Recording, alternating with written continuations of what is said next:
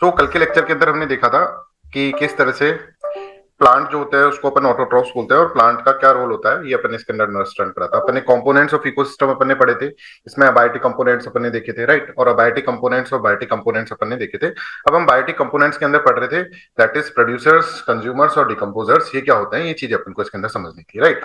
और हम जो है प्लांट के बारे में अंडरस्टैंड कर चुके थे बच्चों कि प्लांट क्या होता है, प्रोड्यूसर्स किस तरह से प्रोड्यूस करते हैं, राइट। ये अपन इसके अंदर और थोड़ा सा अच्छा सा अंडरस्टैंड कर लेते हैं, right. So let's start the class.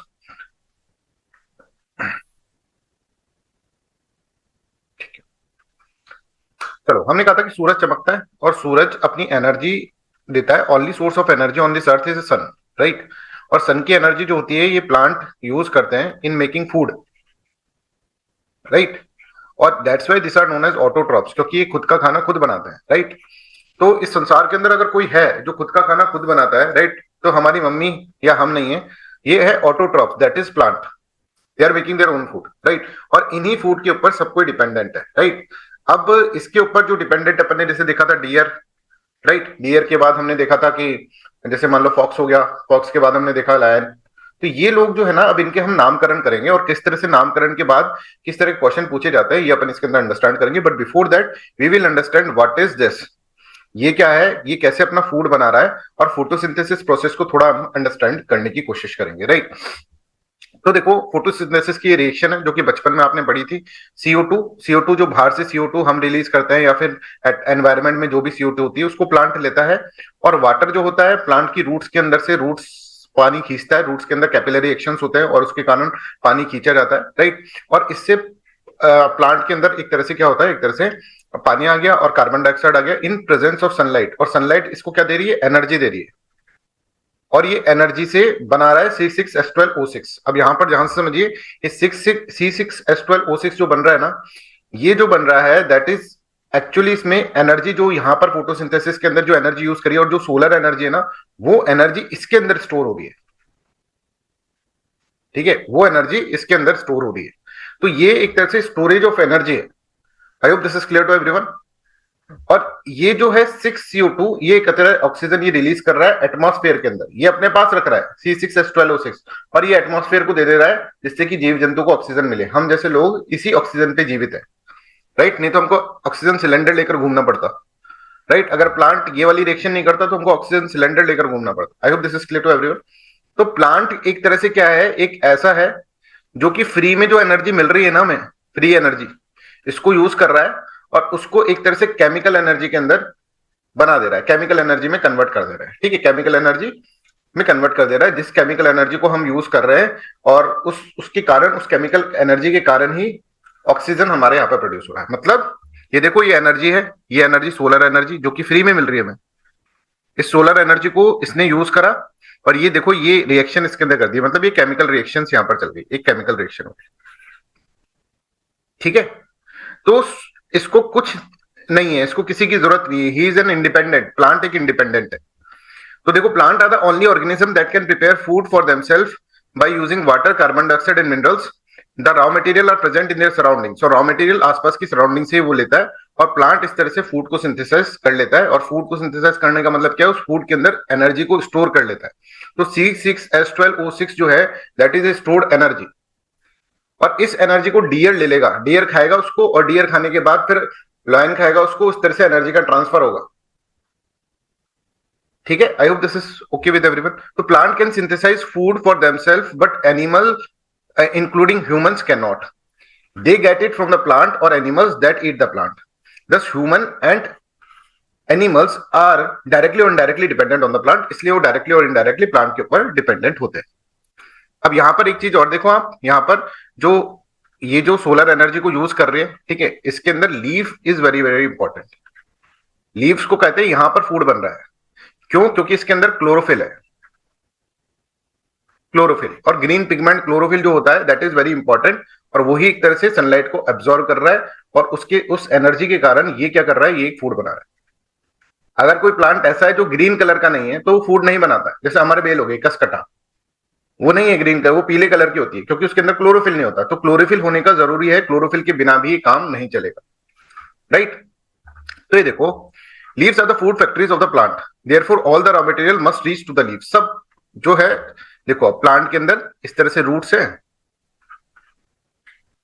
तो अब जैसे मम्मी खाना बना रही है, तो मम्मी खाना बनाएगी तो तुमसे कहेगी ना पहले कि बेटा मेरे लिए आटा लेकर आ, और मेरे लिए एक तरह से पानी चाहिए मेरे को, राइट, और मेरे को पनीर की सब्जी चाहिए तो पनीर चाहिए मेरे को, राइट, और मसाला वसाला चाहिए मेरे को। ये सब चीजें मम्मी मंगाएगी तुमको। वैसे ही लीव भी बोलती है। Leave is just like our mother. वो बोलेगी मेरे को सारा खाना ला कर दो भाई, क्या क्या चीजें चाहिए, मेरे को पानी चाहिए, तो रूट्स कहेगी मैडम मैं दे देती हूँ आपको पानी। तो रूट्स जो है पानी खींच कर लाएगी और उसको देगी।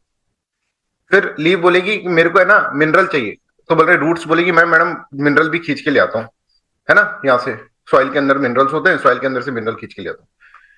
फिर लीव बोलेगी मेरे को कार्बन डाइऑक्साइड चाहिए, तो बोले कार्बन डाइऑक्साइड तो अवेलेबल है, ले लो मैडम, सब कुछ लाके थोड़ा ना देंगे, तो ये एटमॉस्फेयर से कार्बन डाइऑक्साइड लेते। तो इसके पास ये चीज है जिससे कि अभी कहेगी ठीक है अब मेरे को थोड़ा टाइम दो, मैं खाना बना रही हूँ, है ना, सनलाइट की प्रेजेंस में खाना बनाती है। और that process known as what, that process known as photosynthesis. उस प्रोसेस को हम फोटोसिंथेसिस के अंदर इस तरह से बोलते हैं। I hope this is clear to everyone. ऐसे अपन को समझ में आना चाहिए। तो लीव जो है ना वो फूड फैक्ट्री कहलाई जाती है, मतलब जिसके अंदर फूड बनता है, एक्चुअल में फूड जिसके अंदर बनता है प्लांट का, वो फूड फैक्ट्री। तो ये लीव है, ग्रीन लीव, राइट। और आप देखो इसको चाहिए I need following things, water, mineral and carbon dioxide. ये मेरे पास होगी तो मैं बना दूंगी। अब देखो रूट्स जो होती है वो कहती है मैं मिनरल्स लाकर देती हूँ आपको, no don't you worry, right, और मैं वाटर लाकर देती हूँ आपको। तो water and minerals present in the soil are absorbed by the roots and transported to the leaves, है ना। और ये पूरा फंक्शन अपन की कैसे होता है, कैपिलरी एक्शंस क्या होते हैं, राइट, इसके अंदर इवेपोरेशन कैसे होता है, राइट, ये पानी कहाँ से आता है, किस तरह से होता है, राइट, क्या रूट्स के अंदर ऐसा होता है, ठीक है, ये सब अपन पढ़ेंगे साइंस एंड टेक्नोलॉजी के अंदर, बहुत इंटरेस्टिंग वीक के अंदर। चलो, तो leaves have a green pigment that is known as chlorophyll. It helps leaves to capture the energy from the sunlight. अगर ये ना हो ना, ये देखो इधर देखो, ये ना हो ना ये ग्रीन पिगमेंट, तो ये सनलाइट को कैप्चर नहीं कर पाया, और सनलाइट के बिना फिर वो सोलर एनर्जी नहीं होगी तो वो केमिकल रिएक्शन नहीं हो पाएगी। इसलिए जो पीले कलर के होते हैं, राइट, जैसे अमरबेल है, राइट, उसका दिक्कत ये है कि भाई मैं फूड नहीं बना सकती। तो अमरबेल क्या करती है, उसके अंदर सक्लेंट्स होते हैं बहुत सारे, सक्लेंट्स मतलब जो कि सक कर लेते हैं, राइट। तो वो क्या करती है, लीव के ऊपर गिर जाएगी और लीव का फूड जो होगा वो सक कर लेगी, ठीक है। That is known as parasite. हम पॉपुलेशन इंटरेक्शन में ये चीज पढ़ेंगे, पैरासाइट के अंदर कसकटा का एग्जांपल सुनेंगे।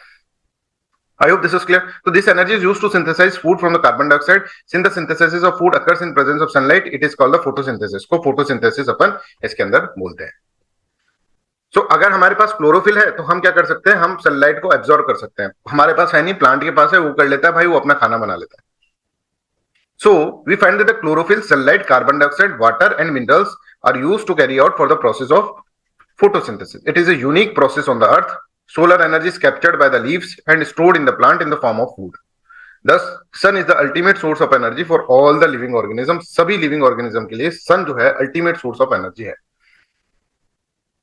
अब बताओ, is this clear with everyone? यहाँ तक सबको समझ में आ रहा है? अगर मान लो कि ये चीज नहीं होती, क्लोरोफिल नहीं होता ना जीवन के अंदर, तो कोई भी जीवन ही नहीं बन पाता। क्लोरोफिल होना पड़ेगा क्योंकि उससे ही फूड बनेगा, और फूड बनेगा तो पूरा जीवन उससे चलेगा। तो सब चीजों का सर्वाइवल इस चीज पे डिपेंड है कि क्लोरोफिल, तो क्लोरोफिल कितना इंपॉर्टेंट हो गया हमारे लिए, ठीक है। तो हम वापस इस रिएक्शन को देखें कि इस तरह से होता है, 6CCO2 plus 6H2O, 6C6H12O6 plus CO2, 6O2 sorry. अब यहां पर आपको इसके अंदर एक चीज और देखनी पड़ेगी। ये जो ऑक्सीजन है ये यहां से आई है कि यहां से आई है ना, ये क्वेश्चन और आपसे पूछा जा सकता है। क्योंकि ऑक्सीजन ये C6H12O6 बना, ठीक है, यहां पर भी ऑक्सीजन, और ये जो ऑक्सीजन मिली, जो हमको ऑक्सीजन मिल रही है ना, वो कहां से आ रही है। तो इसमें ये जो प्रोसेस है H2O कन्वर्ट होता है H2 प्लस O2 के अंदर, ऐसे टूटता है, और इससे ही ऑक्सीजन निकलती है, और फिर कार्बन डाइऑक्साइड और H2 मिलकर C6H12O6 बना रहा है ना।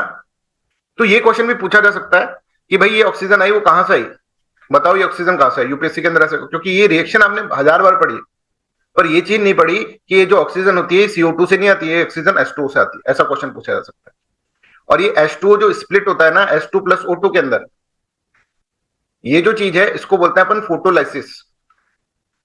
फोटोलाइसिस, तो फोटोलाइसिस प्रोसेस के अंदर H2 प्लस O2 इसके अंदर कन्वर्ट होता है ये, और इससे फिर ऑक्सीजन जो रिलीज होती है, that oxygen can be used for the by the living organ. तो एक्चुअल में दिक्कत क्या है कि अब सर ऐसे थोड़ा ना इतना डिटेल में थोड़ा ज्यादा नहीं जा सकता है यूपीएससी, ठीक है, क्योंकि ये जो ऑक्सीजन है ना यही तो हम यूज कर रहे हैं, और हमको यही नहीं पता कि ऑक्सीजन आई कहां से है, CO2 से आई है कि H2O से आई है। तो ये वाली जो ऑक्सीजन होती है that is coming from the water molecule that is H2। ठीक है, I hope this is clear to everyone, I hope सबको समझ में आ रहा है ना। तो ये देखो, ये और आप इसके अंदर ऐड कर लेना information, oxygen release during the photosynthesis come from the splitting of the water molecule, photolysis, not from the carbon dioxide. Photosynthesis not exclusive to plant, ऐसा आपने आपने सुना होगा फोटोसिंथेसिस सिर्फ और सिर्फ प्लांट ही करते हैं, नहीं, algae, cyanobacteria and some photosynthetic bacteria are doing that, but that is very less in number, बहुत लेस है, बहुत माइन्यूट है। मतलब आप देखो यहां से ये जो फोटोसिंथेसिस कर रहे हैं ये बहुत ही कम लोग यहाँ पर कर पा रहे हैं, है ना। मेजोरिटी जो है that is done by the plants, living plants. ठीक है, अब यहाँ पर देखो, during the process oxygen is release, the presence of starch in the leaves indicate the occurrence of the photosynthesis. Starch is also a carbohydrate, starch भी एक तरह से कार्बोहाइड्रेट्स होता है।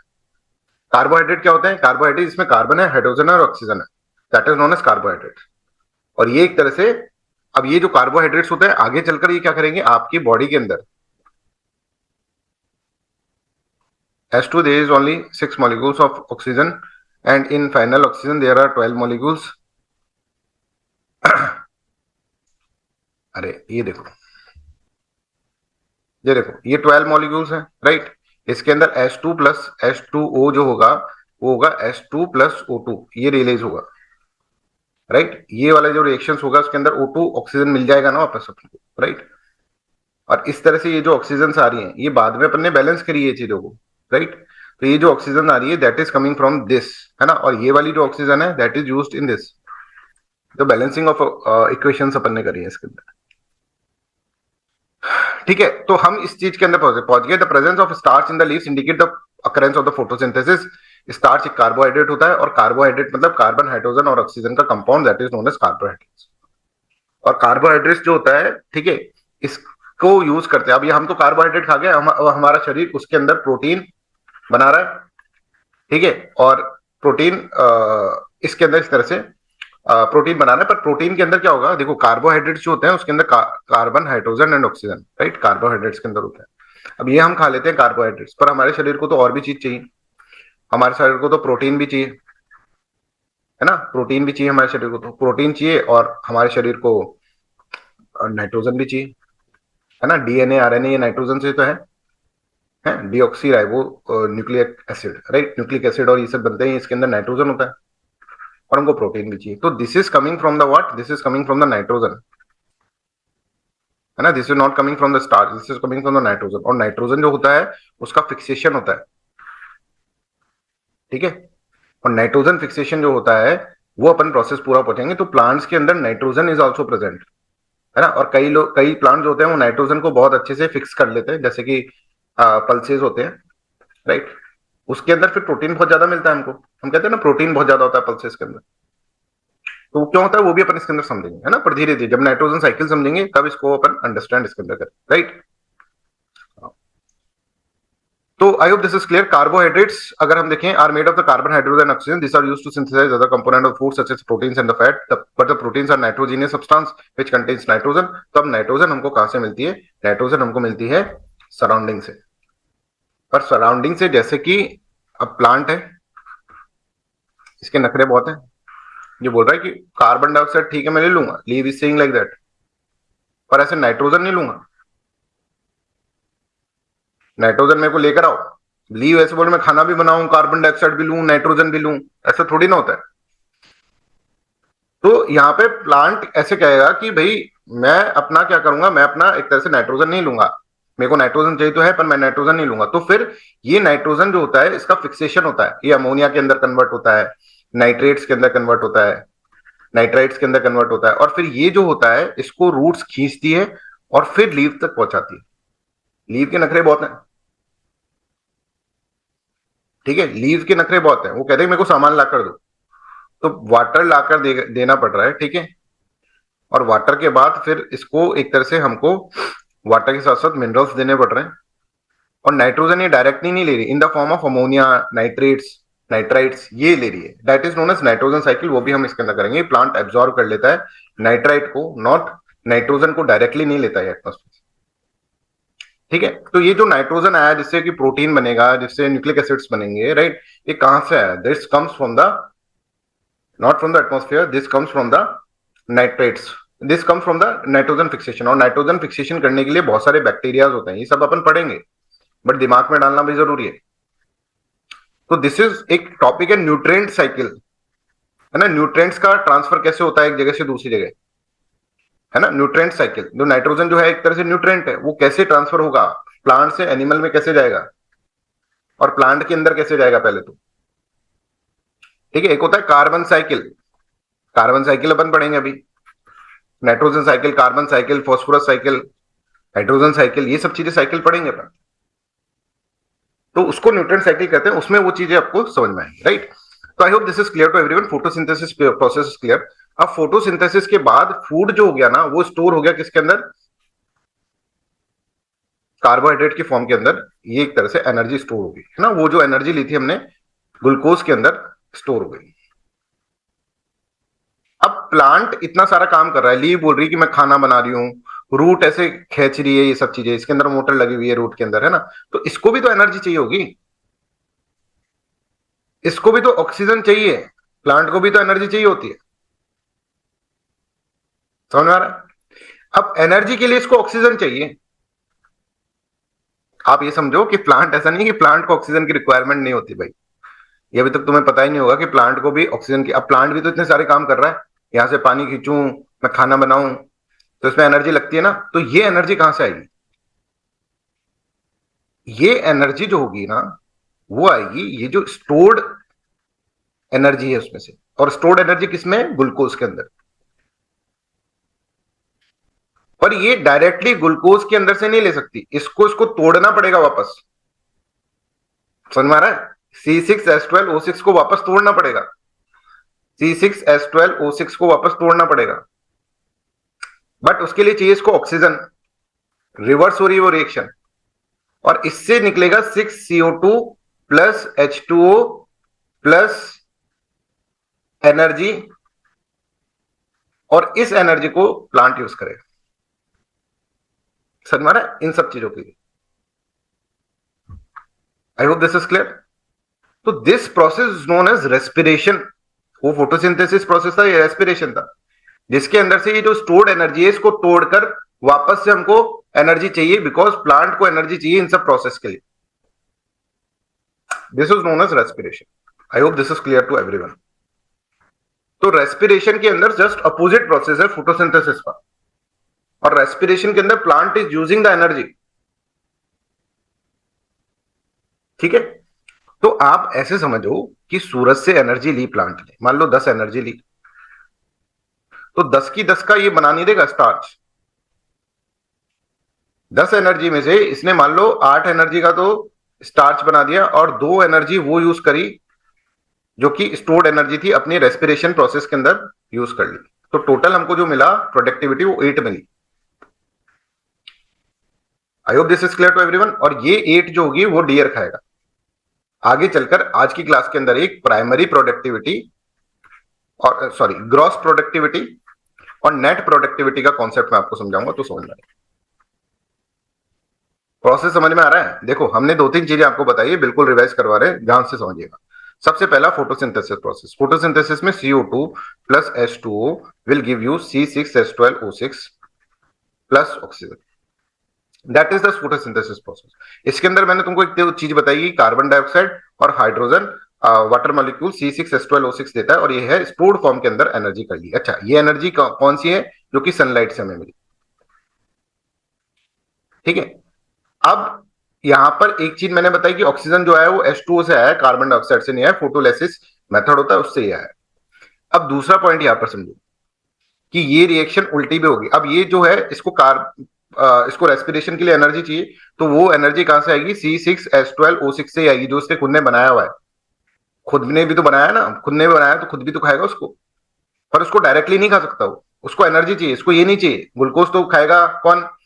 एक तरह से इंसान खाएगा, जानवर खाएगा, वो ये नहीं खाएगा, उसको तो एनर्जी चाहिए बस। लीव करिए, मेरे को एनर्जी दो, मेरी एनर्जी बहुत लो हो गई। तो उसको एनर्जी देने के लिए हमें ऑक्सीजन चाहिए, जो कि ये एटमॉस्फेयर से लेगा। और इस प्रोसेस के अंदर ये CO2 प्लस H2O इस तरह से होगा, प्लस यहां पर अगर आप देखेंगे तो यहां पर energy, but this process is very very, बहुत कम एनर्जी चाहिए होती है प्लांट को। ऐसा नहीं कि पूरा का पूरा रिएक्शन ही वापस पलट गया फिर वापस खाना बनाएगा, इसमें से कुछ एनर्जी चाहिए होगी। जैसे 10 ये बना दिया तो 10 में से वापस से 2 ले लेगा, जिससे कि ये एनर्जी चाहिए होगी जो कि उसको यूज करना होगा रेस्पिरेशन की। ऐसा नहीं कि भाई ये बनाया फिर वापस ये क्या चला गया वापस, फिर ये बनाया फिर चला गया वापस, तो बहुत कम। I hope this is clear to everyone. ये सबको समझ में आ रहा है? सर एक बहुत कम। डाउट डाउट था। अपर वन में तो कैटलिस्ट सनलाइट है, उसकी प्रेजेंस में हो रहा है, सेकंड वन में कैटलिस्ट क्या होगा? बेसिक।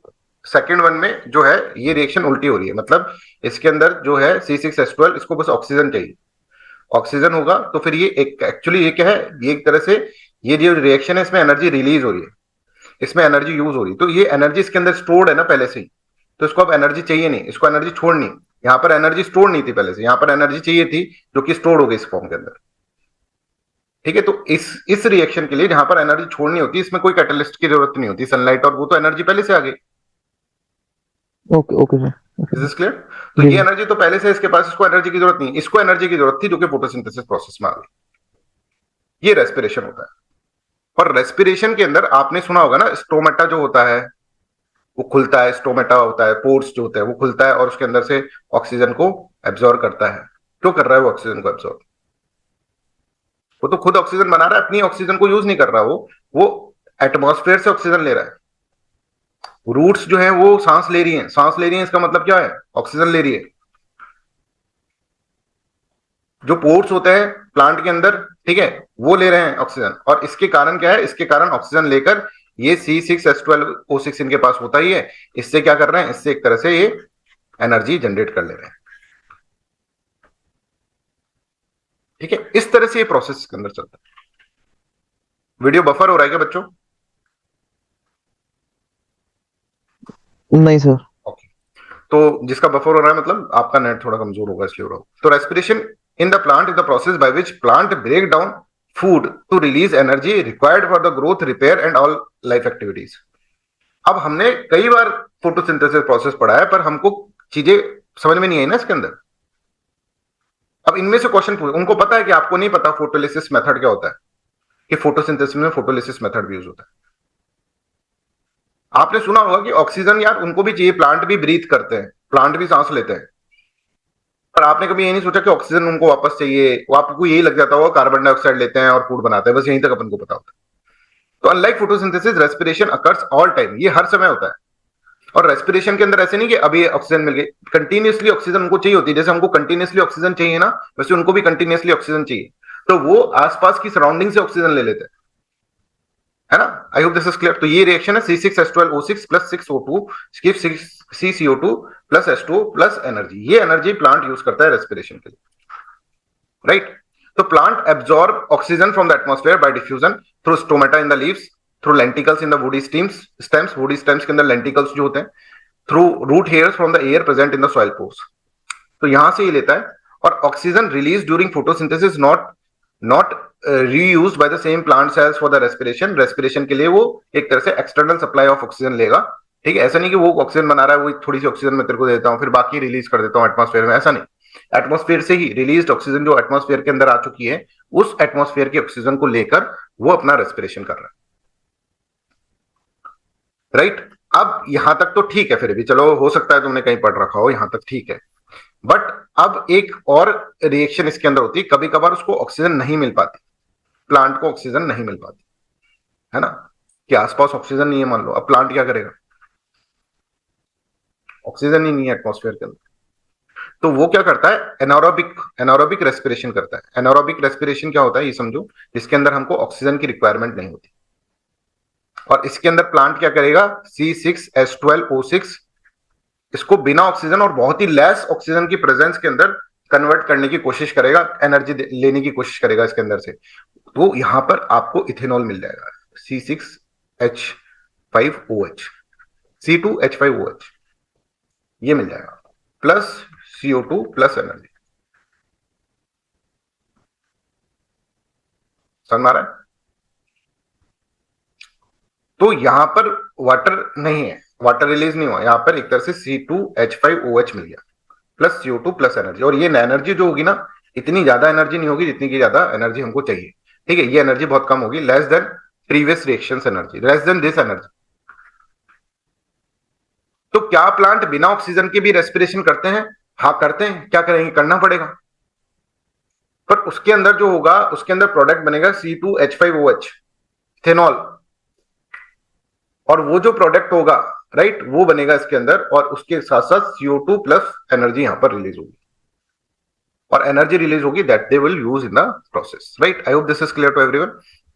तो यहाँ पे देखो, in respiration glucose reacts with oxygen to form the carbon dioxide, water and energy.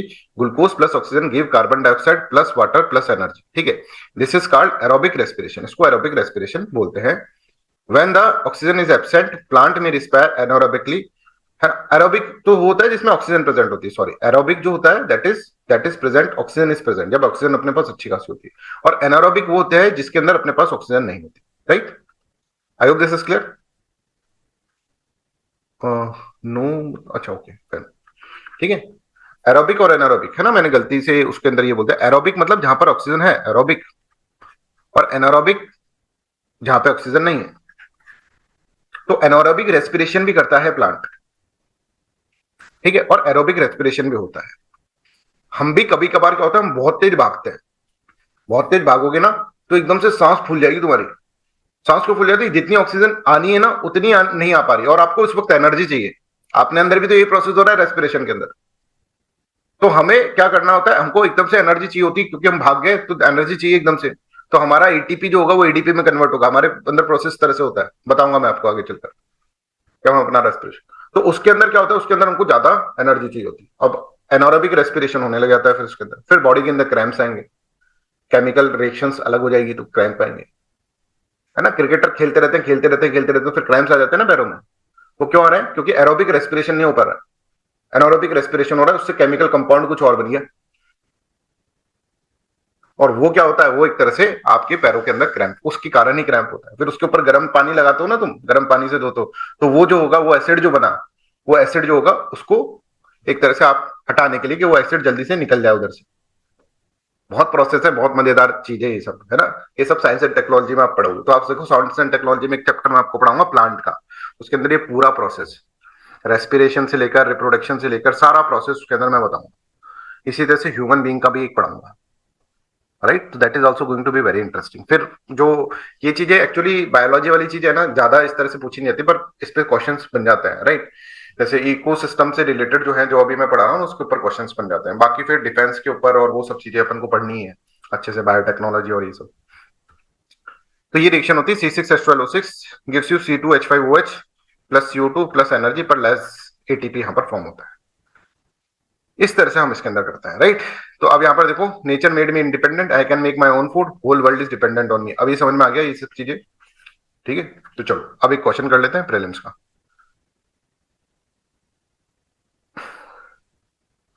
अब देखो कितना अच्छा क्वेश्चन इसके अंदर बना दिया, ये सारी अंडरस्टैंडिंग इसके अंदर आ जाएगी।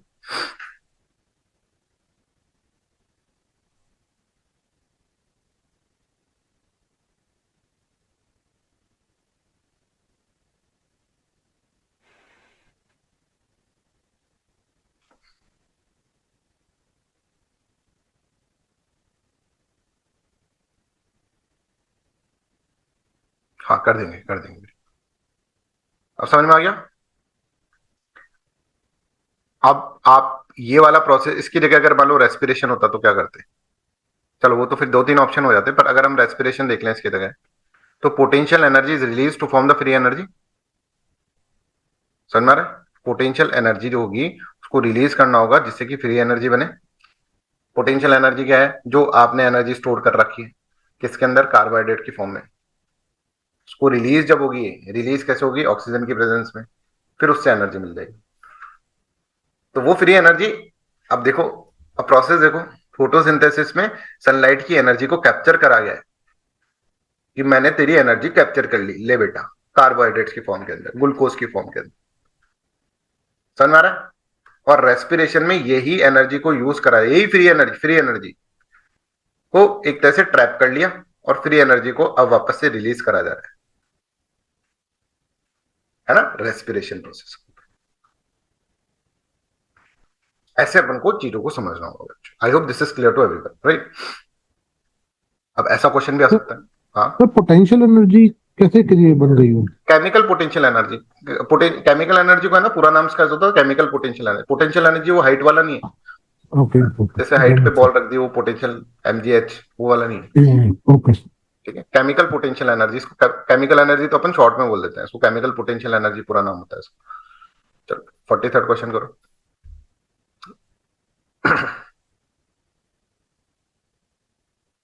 ऐसा क्वेश्चन आ सकता है ना?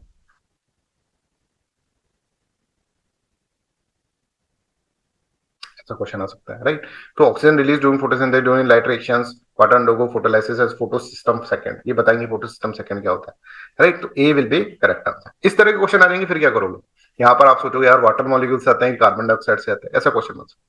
चलो भाई, अब प्लांट ने कह दिया कि भाई मैं ना नाइट्रोजन भी लेता हूं, पर नाइट्रोजन मैं डायरेक्ट फॉर्म के अंदर नहीं ले सकता, मेरे को नाइट्रोजन तुम कन्वर्ट करके दो, फिर एब्जॉर्व कर लूंगा मैं। ठीक है, नाइट्राइट के अंदर, नाइट्रेट्स के अंदर कन्वर्ट करो, फिर मैं ऑब्जर्व कर लूंगा। तो ये चीज हम पढ़ेंगे बट आफ्टर सम टाइम। ठीक है, इसको हम बोल रहे हैं न्यूट्रिएंट साइकिल। ठीक है, तो यहाँ पर देखो, ये जो नाइट्रोजन है ये हम समझेंगे, कार्बन डाइऑक्साइड भी हम समझे, ऑक्सीजन भी अभी हम समझे, वाटर का भी हमने इसके अंदर अंडरस्टैंडिंग करा, right? I hope this is clear to everyone, यहां तक आप इसके अंदर समझ रहे हैं। अब हम यही चीज जो पढ़े है ना, इन्हीं चीजों को नामकरण दे देते हैं, और नामकरण पे किस तरह के क्वेश्चन आते हैं ये अपन इसके अंदर समझे, नेमिंग के ऊपर किस तरह के क्वेश्चन आते हैं, राइट? चलो देखो भाई, ये सर है, सबसे पहले इसने एनर्जी ली है इस भाई। अब इसको बहुत अच्छे से अंडरस्टैंड करना, इसमें बड़े कंसेप्चुअल क्वेश्चन पूछे जाते हैं, कई क्वेश्चन पूछे गए हैं यूपीएससी के अंदर इसमें, राइट? इस भाई ने इसको एनर्जी दी और इसने कहा कि मैं खाना बनाऊंगा तो मेरा नाम प्रोड्यूसर होना चाहिए, सीधी सी बात, मैं प्रोड्यूसर हूं।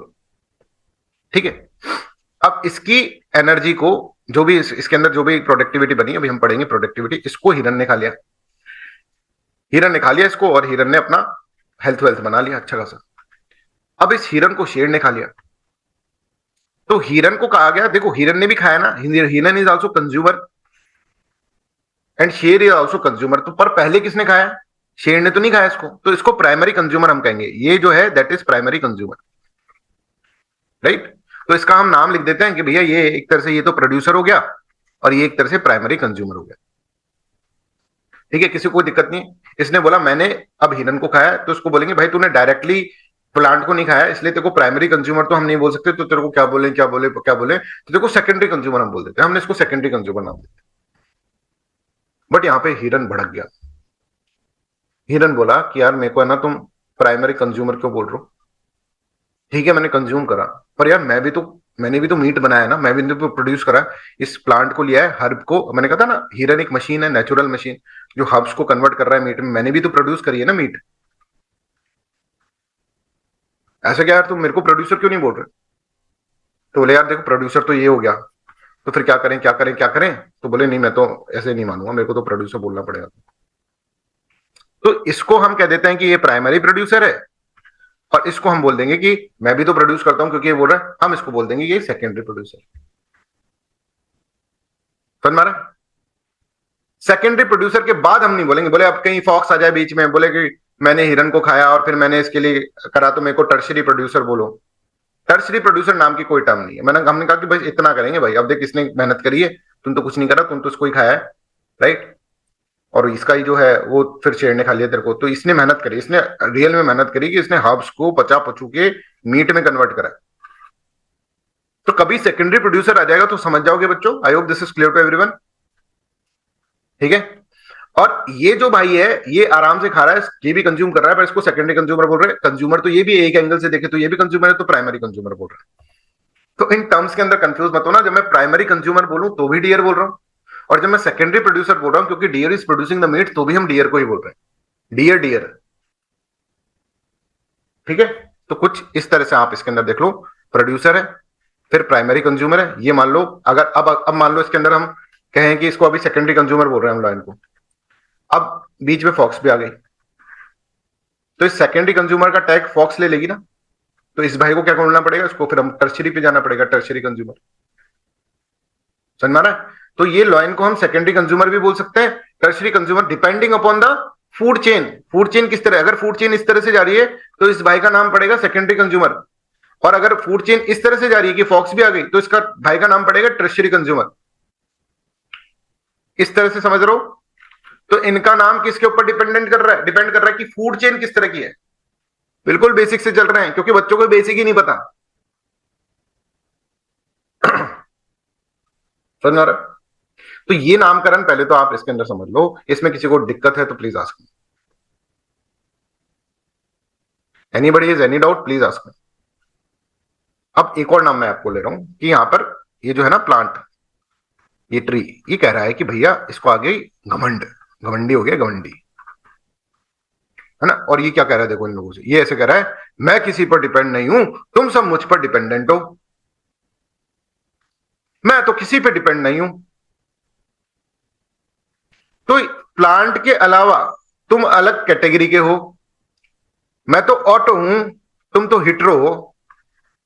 इसके अलावा जो भी होगा ना, that is known as heterotrophs. Deer, lion, fox, snake, rat, cow, dog, कोई भी होगा, दैट इज नोन एज हिट्रोट्रॉप।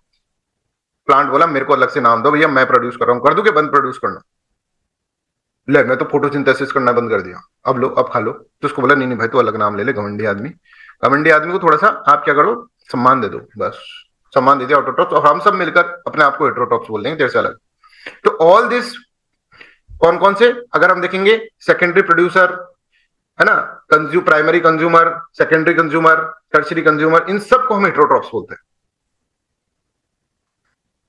ठीक है, I hope this is clear. एक और टर्म है that is known as carnivorous. Carnivorous, carnivorous वो होते हैं जो कि मीट ईटिंग होते हैं, नॉन वेजिटेरियंस, मीट ईटिंग, सिर्फ मीट खाते हैं, उनको कार्निवोरस बोलते हैं। बोले हमको ये शाकाहारी पसंद नहीं, हम सिर्फ मीट खाएंगे, कार्निवोरस। एक होते हैं जैसे अपन लोग हैं, दैट इज ओमनीवोरस, हम कहेंगे हम मीट भी खाएंगे और हम वेज भी खाएंगे और नॉन वेज भी खाएंगे। बोले आपको चलता है क्या, वेज नॉन वेज दोनों चलता है? हाँ नॉन वेज वेज दोनों चलता है। तो एक स्टार्टर तो वेज का मंगा लिया, एक स्टार्टर नॉन वेज का मंगा लिया, ओमनीवोरस। जैसे बियर है, बियर पेड़ पौधे भी खा लेता है और बियर इंसान को भी खा लेता है। ठीक है, तो this are known as omnivorous. तो हमने क्या करा, हमने एक तरह से क्या क्या समझ लिया इसके अंदर, हमने समझा कि पहले तो प्रोड्यूसर क्या होते हैं, फिर हमने समझा एक भाई का नाम, उसको सेकेंडरी प्रोड्यूसर भी बोल देते हैं, नाराज हो जाता है मैं भी तो प्रोड्यूस करता हूँ, हिरन। ठीक है, और उसको हम एक तरह से प्राइमरी कंज्यूमर भी बोल देते हैं। ठीक है, एक होता है सेकेंडरी कंज्यूमर, जो इसको खाएगा, इस भाई को खाएगा, उसको सेकेंडरी कंज्यूमर बोल देंगे, और जो इस भाई को खाएगा उसको टर्शियरी कंज्यूमर बोल देंगे, है ना। ये प्रोड्यूसर बहुत घमंडी था, इसको ऑटोट्रॉप अपन बोल देंगे, राइट। और ये जो बाकी के जो लोग हैं इनको हेट्रोट्रॉप बोल देंगे। ऐसा प्रोसेस यहां पर चलेगा। I hope this is clear to everyone. सब बच्चों को सब चीज क्लियर है? Anybody is in doubt you can ask me. तो इन नाम के अंदर कोई कंफ्यूजन? और फिर हमने कहा कि कार्निवोरस जो कि मीट ईटिंग होता है उनको कार्निवोरस बोल देते हैं। ठीक है, जो जनरली ये सेकेंडरी कंज्यूमर्स होते हैं कार्निवोरस, इसको खा रहे हैं ना कार्निवोरस, जो दोनों को खाते हैं उनको ओमनीवोरस बोल देते हैं। ठीक है, I hope this is clear. ये एक सिंपल सा मैंने तुमको नामकरण इसके अंदर बताया, राइट। अब जो होता है ना, जो आप यहां पर देखो इस तरह से, ये जो भाई अपना टर्शियरी कंज्यूमर जो है, ये लॉयन, ये सबसे ऊपर बैठा है, इसको कोई नहीं खा रहा है। ठीक है, मतलब बहुत कम खा रहे हैं, इसके प्रीडेटर कम है, इसने आतंक मचा रखा है, ये सबको खा रहा है। अब इसको ऐसी क्या जरूरत पड़ गई कि इसको इतना सारा खाना पड़ रहा है? रूल जो है ना प्रकृति के बहुत तगड़े वाले बनाए हुए हैं। अब ये चीजें हम इसके अंदर पढ़ेंगे आगे चल कि भाई इसको, अभी मेरी बात याद रखो मैं क्या बोल रहा हूं, इसको ऐसा क्या मिल गया, इसको ऐसा क्या हो गया कि इस ये सबको खा रहा है? इसके ऐसे क्या भूख लग गई, इसकी भूख क्यों चढ़ गई इतनी? इसको तो नहीं है, तो घास फूस खाकर तो आराम कर लेता है, इसका पेट तो इसको क्या हो गया, ऐसा क्या कर दिया इसने कि भाई इसको इतनी सारे खाना खाना पड़ रहा है? 3-4 हिरन नहीं खाता तब तक इसका दिन नहीं निकलता, इसलिए इसको बहुत सारे खाने वाले चाहिए। अगर सिर्फ हिरन ही होगा तो इसके दिक्कत हो जाएगी। तो ये क्या होता है, ये बहुत सारों को खाता है, ये सबको खाने लग जाएगा, इसलिए इसको जंगल का राजा बोलते हैं। भाई सबको खा सकता है, किसी दिन मूड बिगड़ गया ना इसको, किसी फॉक्स को खा जाएगा। समझ में आ रहा है? और देखो जंगल का राजा जो होता है ना, वो इसको इसलिए बोला जाता है, अगर आपने पंचतंत्र की कहानी सुनी हो ना तो उसमें ये भी सुना होगा, लोमड़ जो होती है बड़ी चालाक होती है, लोमड़, है ना, फॉक्स। मतलब एक्स्ट्रा इंफॉर्मेशन दे रहा हूँ थोड़ा सा, एंटरटेनिंग करने, एंटरटेनमेंट के लिए। और ये जो होता है ना, ये राजा होता है। इसको लोमड़ी के दिमाग में हमेशा ये चलता है कि मैं राजा की पोजीशन ले लूं। लोमड़ी बड़ी चालाक है, चालाक लोमड़ी अपन ऐसे बोलते हैं ना। ये हमेशा इसके हुक और क्रुक से ये करती रहती है कि मैं किसी तरह से राजा की पोजीशन ले लूं। आप कोई भी पंचतंत्र की कहानी उठा के देख लेना, लोमड़ी हमेशा चाल चलेगी राजा के खिलाफ। और ऐसी बात नहीं कि राजा को ये पता नहीं, इसको पता होता है। ये डिप्लोमेसी देखो, राजा को, लॉयन को पता होता है कि ये लोमड़ी है ना, कोई विश्वास करने लायक नहीं, पर फिर भी राजा ये नहीं दिखाता कि मुझे ये पता है, जिससे कि लोमड़ी इस भ्रम में रहे कि मैं जो है राजा को कभी भी राजा के खिलाफ हूं, पर देखो राजा को पता ही नहीं चल रहा मैं कितनी चालाक हूं। इसीलिए राजा नहीं है, पता है, इसीलिए ये राजा है। इसको पता है कि मेरे को एक चालाक आदमी चाहिए तो सही, और इसको ये भी पता है चालाक आदमी मिल गया तो उसके प्रोज है तो कॉन्स भी है। पर इसको अगर नहीं पता चलने दोगे ना तुम कि हमें पता है कि तुम चालाक हो, तो फिर, है ना, कुछ फैमिली मेंबर्स ऐसे होते हैं जो कि अपने आप खूब समझदार समझते हैं कि हम तो बहुत समझदार हैं, हम जो बोलते हैं मतलब, और बाकी तो बेवकूफ है। उनके लिए सबसे अच्छा स्टाइल ये है, आप ऐसे एज्यूम करो कि हाँ भाई ये समझदार है, आपको सारी बातें पता है। क्योंकि अगर राजा किसी दिन ऐसे बोल दे, ओ लोमड़ी मेरे को पता नहीं है तू क्या सोच रही, चालाक लोमड़ी, तो लोमड़ी कॉन्शियस हो जाएगी, फिर वो हिडन करेगी। अभी ये लोमड़ी पूरा का पूरा इसको राजा को पता चल रहा है लोमड़ी क्या सोचती है, बिल्कुल रिफ्लेक्शन है जिस दिन। अच्छा, लोमड़ी क्यों नहीं जीत पा रही? क्योंकि राजा को तो सब कुछ पहले से पता है। और राजा को सब कुछ पहले से क्यों पता है? क्योंकि लोमड़ी जो है उसको नहीं पता कि राजा को पता है कि मैं चालाक हूं। उसको लग रहा है कि ये तो मेरे को सेनापति मानता है, देखो कितना सम्मान, उसको ज्यादा सम्मान दो। जो ऐसा होता है ना फैमिली के अंदर कि जो अपने आप को बहुत ज्यादा चला, उससे लड़ो मत, उसको यूज करो। ये हमको, ये जो सिस्टम है ये सिखाता है। देखो हर एक का नेचर है ना अलग है। प्रकृति ने हर एक को, देखो नीश जो अपन ने पढ़ा ना, हर एक को प्रकृति ने एक फंक्शन दिया है। और ऐसा है कि प्रकृति ने जो हर एक को फंक्शन दिया है उसके हिसाब से, जैसे अब सांप है, सांप को कितना भी दूध पिलाओ, उसका नेचर है भाई काटना, वो काटेगा। बिच्छू काटेगा ही काटेगा। अब तुम सोचो बिच्छू को मैंने देखो इतना सब कुछ करा, ये करा, इसके साथ ऐसे ऐसे करा और इसने मेरे को काट लिया, भाई गलती अब तुम्हारी है ना। ऐसे ही हमारे जो संसार है इसमें अलग अलग तरह के लोग हैं, है ना। आप लोग देखो सब एक जैसे नहीं हो, सबका बेसिक नेचर अलग अलग है। और हमारे अंदर जो भी नेचर है ना, that comes from the animal only, because we are coming from the animal. एक इंपॉर्टेंट बात बता रहा है। तो हो सकता है किसी का नेचर ऐसा हो बिच्छू जैसा, अब आप उसके साथ अपनी एनर्जी वेस्ट कर रहे हैं, आप कह रहे हैं नहीं नहीं ये मेरा, मैं अच्छा करूंगा, ये करूंगा, ये करूंगा, राइट। वो तो डसेगा ही ना लास्ट में। बोले मैंने उसके, फिर रो रो, मैंने उसके साथ इतना अच्छा करा फिर भी उसने मेरे को डस लिया। उसका नेचर है डसने का। कोई ऐसे लोग होते हैं जिनके साथ कितना भी बुरा कर दो वो किसी के साथ बुरा नहीं कर पा रहे। हाँ सर, हमें सब सोच रहे सर मैं तो ऐसा ही हूं, मैं तो ऐसा ही हूं, मैं तो ऐसा ही, है ना, बुरा नहीं कर पा रहे। तो आपको नेचर समझ के फिर आगे बढ़ना चाहिए। जैसे शेर ने समझा तभी आप राजा बन पाओगे, अदरवाइज तुम्हारी सारी एनर्जी इसमें निकल जाएगी। आप अपनी एनर्जी को वेस्ट ना करें। आप ऐसे किसी के ईगो के अंदर अटक मत जाओ, फंस मत जाओ कि यार उसने मेरे को ऐसा कह दिया। अभी टाइम नहीं फंसने का, उसने मेरे को ऐसा कह दिया, क्योंकि अभी ये चीजें होंगी तुम्हारे साथ लाइफ में। मैं बता रहा हूं आपको, कल भी मैंने बताया, उसने मेरे को ऐसा कह दिया, मैंने उसको ऐसा, वो तो मैंने तो उसके साथ ऐसा करा, उसने मेरे साथ ऐसा कर दिया, ये कर दिया, वो कर दिया। अरे भैया अभी राजा की तरह बिहेव करो। अभी फॉक्स को मान लेने दो कि ये चालाक है, करने दो चालाक है, हमको तो सब पता ही है ना फॉक्स क्या करेगी। बस अब जरूरी है दिखाना। अब ये राजा इसीलिए क्योंकि शो ऑफ नहीं कर रहा है, ये बता नहीं रहा इसको फॉक्स को कि मेरे को सब पता है, मेरे को सब पता है तू क्या है। इसने कभी वर्ड यूज ही नहीं करा, दैट्स वाई राजा है। फॉक्स को भी लगता है कि यार इसको कुछ नहीं पता, जबकि राजा को हर चीज पता है, right. I hope this is clear to everyone. तो राजा होने के लिए आपको ये सब करना पड़ेगा। तो आप देखो, all animals depends on the plants for their food needs, ठीक है। They are also known as consumers and heterotrophs, और उसको हेट्रोट्रॉप्स बोलते हैं। और हाँ यहाँ पे देख सकते, they feed on the producer the plant, they are called the primary consumer और secondary producer, you know the reasons. And if the animals eat other animals which in turn eat the plants, ठीक है, तो उनको अपन जो कह रहे हैं उनको अपन एक तरह से सेकेंडरी कंज्यूमर्स और कार्निवोरस के अंदर बोलते हैं, ठीक है। I hope this is clear to everyone. यहां तक आपको इसके अंदर अंडरस्टैंड करना होगा। अब आगे अपन इसके अंदर चलते हैं। एक है tertiary consumers, are the animals that feed on the secondary consumers in the food chain, उसको tertiary consumer, they are typically at the top, और टॉप पे होता है तो अपेक्स प्रीडेटर होता है when they have no natural predators, उनका कोई नेचुरल प्रीडेटर नहीं होता। लॉयन को खाने वाला कौन? ठीक है, और क्यों नहीं होता उसका भी रीजन है, उसका भी सबका रीजन है, प्रकृति ने बहुत अच्छा रूल बना रखे। तो प्रोड्यूसर्स, प्राइमरी कंज्यूमर्स, ठीक है, और इनको अपन हर्बीवोरस भी बोलते हैं, इस तरह से अपन इसको करते हैं, राइट। ये अपन को पता है, ये नेचुरल मशीन है जो इसके, इसीलिए इसको इसको बोलेंगे भाई अब तू बार बार क्यों आ रहा है, तो बोल दिया ना प्राइमरी प्रोड्यूसर, सेकेंडरी प्रोड्यूसर, ठीक है, तो अपना काम कर। एक टर्म और आपको याद करनी होगी, मैक्रो कंज्यूमर्स एंड फेगोट्रोप्स, ठीक है। अभी के लिए आप सिर्फ इसके अंदर ये याद रखें कि macro consumers large organism that obtain energy and nutrients by ingesting other animals organism as their food. जो चबाते हैं ना, चबाकर जिसके अंदर डाइजेशन हो रहा है, ये सारा प्रोसेस हो रहा है, उसको मैक्रो कंज्यूमर बोलते हैं। तो they are phagotrophs because they consume solid food, जो चबा चबा के खा रहे हैं, जैसे कि डियर खा रहा है, जैसे शेयर खा रहा है। तो अब ऑटोट्रॉप्स तो नहीं कर रही है, ऑटोट्रॉप्स के अलावा जो भी होते हैं उनको अपन मैक्रो कंज्यूमर्स या फिर फेगोट्रॉप्स भी बोलते हैं। हेटरोट्रॉप्स को फेगोट्रॉप्स और मैक्रो कंज्यूमर भी बोलते हैं, ऐसा याद कर लो। तो they show phagotrophic nutrition in which food is eaten first and then digested inside the body. तो प्लांट के अलावा सारे अगर अपन देखेंगे तो फेगोट्रॉप्स होंगे, जैसे प्राइमरी कंज्यूमर्स हैं, सेकेंडरी कंज्यूमर्स हैं, टर्शियरी कंज्यूमर्स हैं, ओमनीवोरस है, ये सारे के सारे फेगोट्रॉप्स। तो फेगोट्रॉप्स कभी आ जाए या फिर मैक्रो कंज्यूमर क्या होता है ये आ जाए, तो वही बात है जो मैंने आपको बताया, जो कि इनका बेसिक मीनिंग ये है फेगोट्रॉप्स का, जो कि चबाते हैं और डाइजेस्ट करते हैं।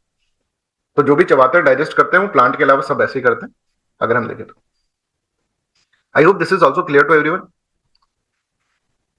अब इन सबको मेरे को एक पिक्चर में रिप्रेजेंट करना है, राइट, जिसमें प्रोड्यूसर भी आ जाए, जिसमें कंज्यूमर भी आ जाए, प्राइमरी कंज्यूमर, जिसमें सेकेंडरी कंज्यूमर भी आ जाए, टर्शियरी कंज्यूमर भी आ जाए। एक पिक्चर में रिप्रेजेंट करना है। इस पिक्चर को मैं कुछ इस तरह से रिप्रेजेंट करता हूं, that is known as trophic levels के अंदर। मैं अब ये चीज इंसान खुद बना रहा है, भगवान ने नहीं बना कर, इंसान कह रहा है कि इन सबको चलो एक साथ रखते हैं। तो एक साथ रखा ना इन सबको, तो इस तरह का कुछ स्ट्रक्चर बन रहा है जिसको हम बोलते हैं इकोलॉजिकल पिरामिड्स। और इसको जैसे हमने कहा कि प्रोड्यूसर को एक साथ रख दो, तो प्रोड्यूसर एक साथ रखे हमने, यहाँ पे सारे प्लांट्स रख दिए। तो प्लांट्स बहुत सारे थे, तो बहुत सारे थे, तो इसका यहाँ पर देखो ये जो एरिया होगा वो ज्यादा है, बहुत सारे थे। फिर हमने कहा कि इधर है ना, जो प्लांट को खाते हैं ना उनको रख दो, तो वो थोड़े से कम थे इनसे, है ना, इनसे कम थे थोड़े। फिर हमने कह दिया कि इधर जो इन लोगों को खाते हैं ना उनको रख दो इधर, तो ये और कम थे, ऐसा हमने देखा। और फिर हमने कहा कि जो इनको खाते हैं उसको इधर रख दो, लॉयन टाइगर जैसे, तो ये तो बहुत ही कम थे। तो इस तरह का एक ऐसा नहीं बना स्ट्रक्चर, ऐसा नहीं बना कि सब बराबर है, नहीं, ये ज्यादा है, फिर ज्यादा से फिर कम होते जा रहे हैं। तो इस तरह का एक स्कूड स्ट्रक्चर बना जो आगे चलकर बिल्कुल ऐसा हो जा रहा है कि मतलब ऊपर जो है, जो लास्ट वाले जो लोग हैं ना वो सबसे कम है। और this is known as what, this is known as pyramid की शेप के अंदर बन जाएगा, that is known as ecological plan. I hope this is clear to everyone, सबको क्लियर है।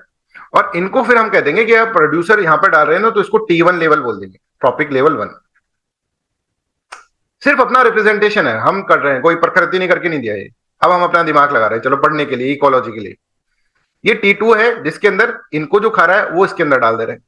ये T3 है, मतलब T2 को जो खा रहा है वो T3 के अंदर आ जा रहा है। और ये क्या है, ये T4 है, T1 T2 T3 T4। यहां पे प्रोड्यूसर्स हैं, यहाँ पे प्राइमरी कंज्यूमर्स हैं, यहाँ पे सेकेंडरी कंज्यूमर्स हैं, और यहाँ पे टर्शियरी कंज्यूमर्स हैं। I hope this is clear. और दिस इज नोन एज, एक लेवल है ना, एक लेवल से दूसरी लेवल पे, तीसरी लेवल पे, चौथी लेवल पर। तो सबसे ऊपर वाली बिल्डिंग में रहता है भाई कौन, T4 वाला लॉयन रहता है, पर वो छोटी है बिल्डिंग क्योंकि उसमें एक ही लॉयन रहता है। उसके नीचे जो रहते हैं फॉक्स, है ना, और बहुत सारे लोग जो कि जिसको ये खाता है, लॉयन खाता है, ऐसे बहुत सारे लोग रहते हैं।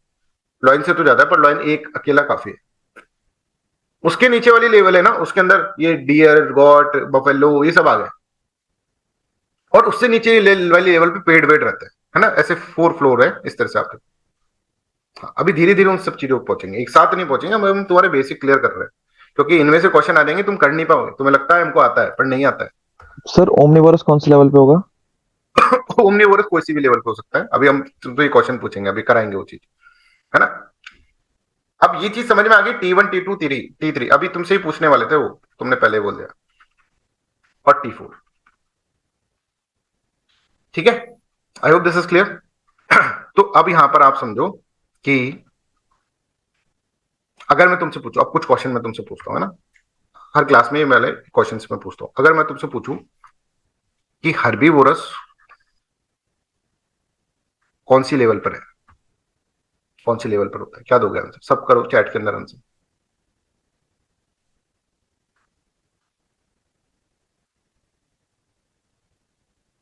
T2 लेवल पर है ना, समझ में? अगर मैं तुमसे पूछूं हिट्रोट्रॉप्स, ध्यान सुनो, हिट्रोट्रॉप्स कौन सी लेवल पर है?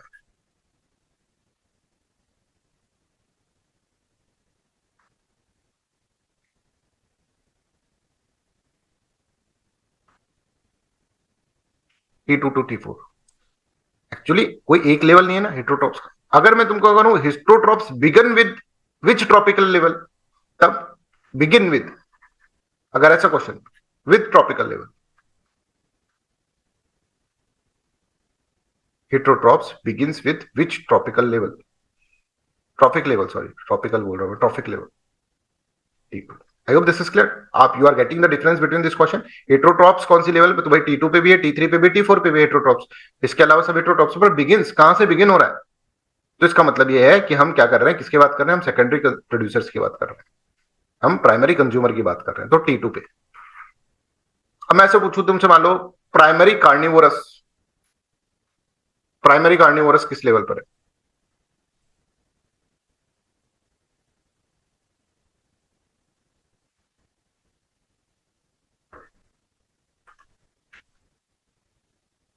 प्राइमरी कार्निवोरस T3 लेवल पर है, right? I hope you are getting this point. इस तरह के क्वेश्चंस पूछे जा सकते हैं, राइट? अब आप यहां पर देखो, इस प्लांट को डायरेक्टली ओमनीवोरस जो होगा वो इस प्लांट को डायरेक्टली यहां पर भी खा सकता है, और इसको भी खा सकता है, और इसको भी खा सकता है, राइट? इसको भी खा सकता है, किसी को भी खा सकता है, तो उसका कोई ट्रॉपिक लेवल फिक्स नहीं है ओमनीवोरस का।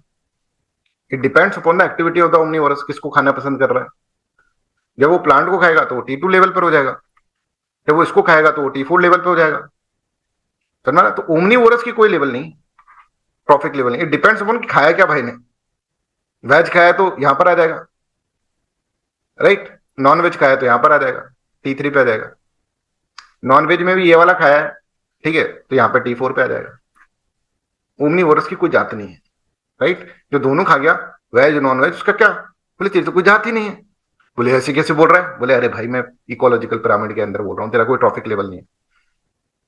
अब इंटेलेक्चुअल बनना है ना, तो कभी जाना रिश्तेदारों के सामने, अगर नॉलेज झाड़नी है, तो बोला आप तो नॉन वेज वेज दोनों खा लेते हो, आपका तो कोई ट्रॉफिक लेवल ही नहीं है, ठीक है? फ्रेंड्स के सामने बोला, घर वाले तो बोलेंगे पागल हो गया, घर वाले तो ट्रॉफिक लेवल उनको थोड़ा पता होगा, T1 T2 थी। बोले तेरे को किस ट्रॉफिक लेवल, तेरा तो कोई है ही नहीं, है ना? कि तेरे कोई ईमान धर्म नहीं है, ऐसे बोलते थे ना तुम, वैसा। I hope this is clear to everyone. इस तरह के क्वेश्चंस यहां पर आते हैं, राइट? ऐसे क्वेश्चंस आप फिर आप लोग तो कर ही लेंगे, ठीक है? इस तरह के क्वेश्चन, प्राइमरी कार्निवोरस किसमें, ओमनीवोरस किसमें, heterotrophs begins with herbivorous at which tropic level, इस तरह से।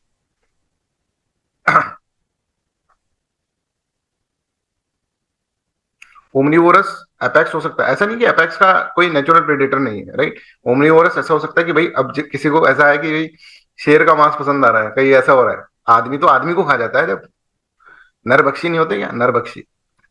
आदमी आदमी को खाया, आदमी शेर को भी खा सकता है ना। शेर, आज हमको शेर का जो है मीट खाना है, खाते होंगे कुछ लोग, क्या पता। आदमी का कोई नहीं, आदमी मतलब छोड़ दो, आदमी खराब है, सबसे खराब जो एनिमल है वो आदमी है। वो आदमी आदमी को खा जाता है, कम से कोई जानवर इस तरह से अपने आपस के अंदर तो नहीं खाते ना,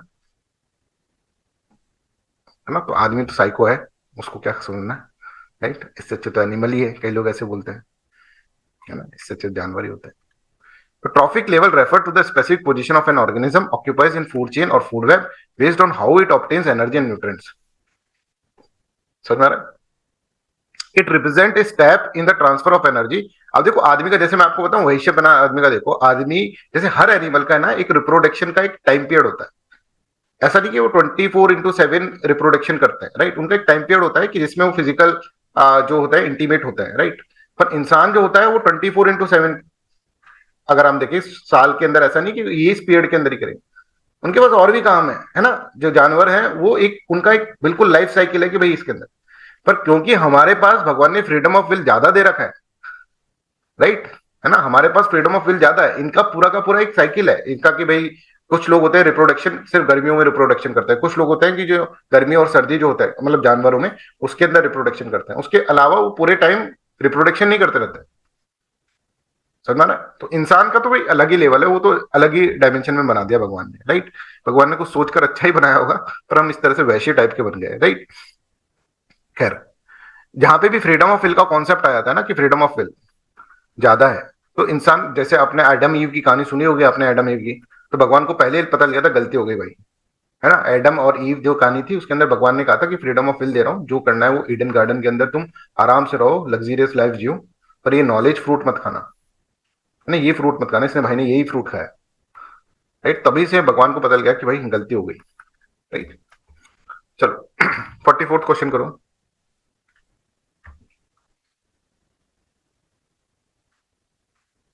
44th क्वेश्चन का यहाँ पे आंसर लिख रखा है सी, राइट। तो यहाँ पे देख लेते हैं, in an ecosystem trophic levels are primarily determined on the basis of what, body size नहीं, ये नहीं, सोर्स ऑफ एनर्जी, है ना, एनर्जी। अब आप देखोगे एनर्जी जो है ये इसके अंदर से ये एनर्जी इधर पास कर रहा है, ये एनर्जी इसके अंदर पास कर रहा है, ये एनर्जी इधर पास कर रहा है, एंड सो ऑन, राइट। चलो आप मेरे को 2 मिनट दीजिए, 2 मिनट में वापस आता हूँ, right, just give me 2 minutes.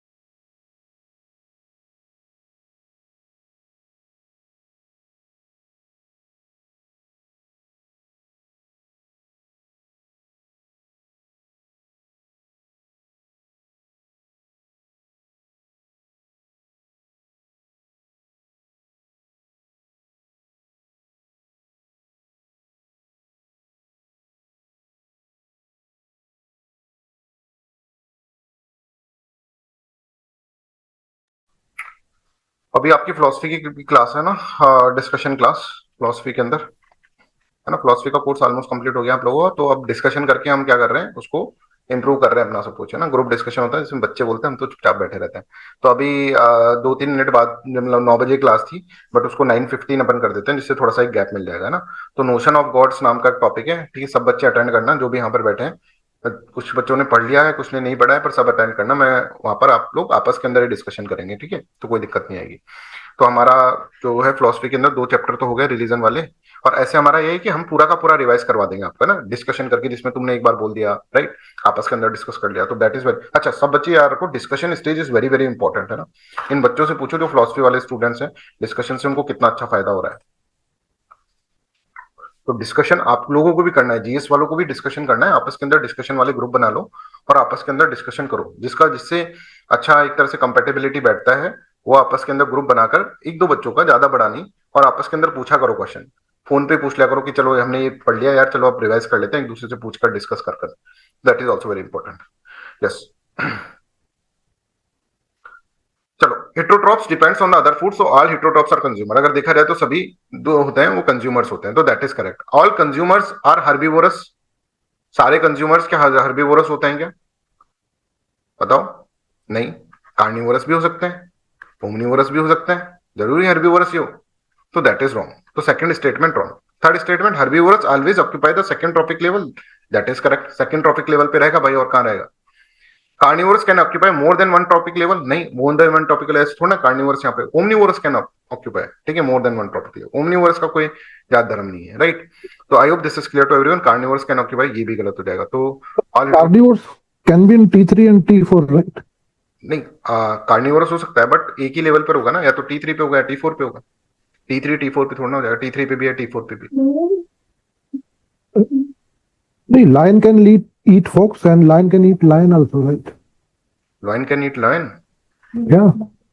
When it grow old, they fight, they eat lion. No? Yes sir, correct होना चाहिए ना, carnivore eat another carnivore. Carnivore, Yeah, the wolf eat fox and wolf again got eaten by अच्छा अगर lion. ऐसा भी है ना, तो भी ये समझो कि एक एक बार में, जैसे ये जो लेवल बन रहा है ना trophic level, that is on the food chain, that is not on the food web. ठीक है, तुम्हारा कहना भी ठीक है, कार्निवोरस कैन, अगर यहां पर अगर अपन कहें कि प्राइमरी कार्निवोरस तो बेटर रहेगा। चलो मैं देखकर बताता हूँ ये वाला है ना 45th क्वेश्चन। ओके 46 करो एक बार। ये बताओ, ये देखते हैं कौन बता पाता है।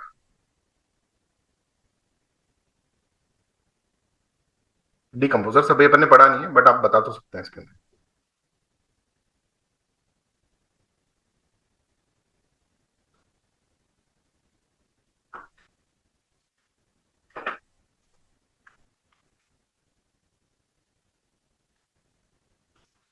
They operate across all trophic level, ठीक है, दैट इज करेक्ट है ना। जहां पर भी डिकम्पोजर क्या हो, डिकम्पोज जैसे प्लांट हुआ तो यहाँ पर प्लांट को कंज्यूम करने लग जाएंगे, फिर यहाँ पर कंज्यूम कर लेंगे, ये मरा तो इसको कंज्यूम करने लग जाएंगे, ये मरा तो इसको कंज्यूम करने लग जाएंगे, ये मरा तो इसको कंज्यूम करने लग जाएंगे एंड सो ऑन। तो इस तरह से आप इसके अंदर देख सकते हैं, राइट। तो अभी अपन इतना ही रखते हैं बिकॉज नेक्स्ट क्लास है अभी, है ना। तो कल इसके अंदर काफी चीजें अपन कवर कर लेंगे, और इसके बाद जो हमारा नेक्स्ट टॉपिक पढ़ेंगे ना, दैट इज, आज पढ़ान तो बहुत कुछ था इसके अंदर, खैर करो। तो नेक्स्ट टॉपिक जो पढ़ेंगे दैट इज, ये एक बार इकोसिस्टम वाला चीजें खत्म हो जाए तो पॉल्यूशन अपन स्टार्ट कर देंगे ना। Pollution is very important. तो थोड़ा सा स्पीडली भी अपन करेंगे, क्योंकि स्टार्टिंग की क्लासेस थोड़ा धीरे पढ़ानी पड़ती है ना, जिससे कि आप चीजें को एक तरह से एक्सेप्ट नहीं कर पाते ना। तो नया सब्जेक्ट है, इसको थोड़ा धीरे, तो अपन थोड़ा स्पीडली भी करेंगे इसको, और इस महीने के अंत तक काफी चीजें आपकी कवर हो जाएगी, राइट। अब कल का क्लास क्या है, सैटरडे का जैसे आपका ऑफ होता है, कई बच्चे बोल भी रहे हैं कि सैटरडे को सर ऑफ ही कर दो, है ना, क्योंकि रिवीजन में हमको प्रॉब्लम आती है। तो एक क्लास रख लेते हैं, और वो भी एनवायरमेंट की रख लेते हैं, ये चलेगा तुषार? एक क्लास रख लें, एक तो रखनी पड़ेगी, देखो एक तो जी सर, मतलब एक रख। एनवायरमेंट जी सर। अच्छा 1 घंटे की क्लास रखेंगे सिर्फ, जी सर। है ना, 1 घंटे की क्लास रखेंगे, और संडे को आपका टेस्ट है, संडे को टेस्ट की प्रिपेयर करेंगे सभी बच्चे, राइट। दोनों नहीं रख, फिर वैसे बच्चों को प्रॉब्लम आ रहा है, ये पूरा टाइट पैक हो जाता है, फिर रिवीजन कब करेंगे, और रिवीजन नहीं करोगे तो प्रॉब्लम रहेगा, राइट। तो एक ही रख लेते हैं, है ना, और संडे को पूरा आपको ऑफ कर देंगे। संडे को आप इसको तो एक क्लास रख लेंगे, और वो भी अपन जल्दी सुबह रख के खत्म कर देंगे, है ना, सुबह ही आपको फ्री कर देंगे। तो सुबह जैसे आराम से थोड़ा सा मैं भी रिलैक्स कर लूंगा, सो के उठूंगा, 9 बजे क्लास रखने चलेगा, 9 बजे सबको ओके है? 9 बजे क्लास कल एनवायरमेंट का, सुबह सर, जी सर। सुबह 9 बजे, ठीक है ना। तो सुबह 9 बजे करके फिर तुमको पूरा दिन मिल जाएगा, आराम से पूरे दिन करो, नहीं तो फिर क्लास रहता है शाम को, तो शाम का क्लास का प्रेशर रहता है कि शाम को क्लास होगा इस तरह से, ठीक है। अब 9:15 पे वो बच्चे आ जाए जो भी डिस्कशन करना चाहते हैं फिलोसफी के अंदर, वो बच्चे आ जाएं।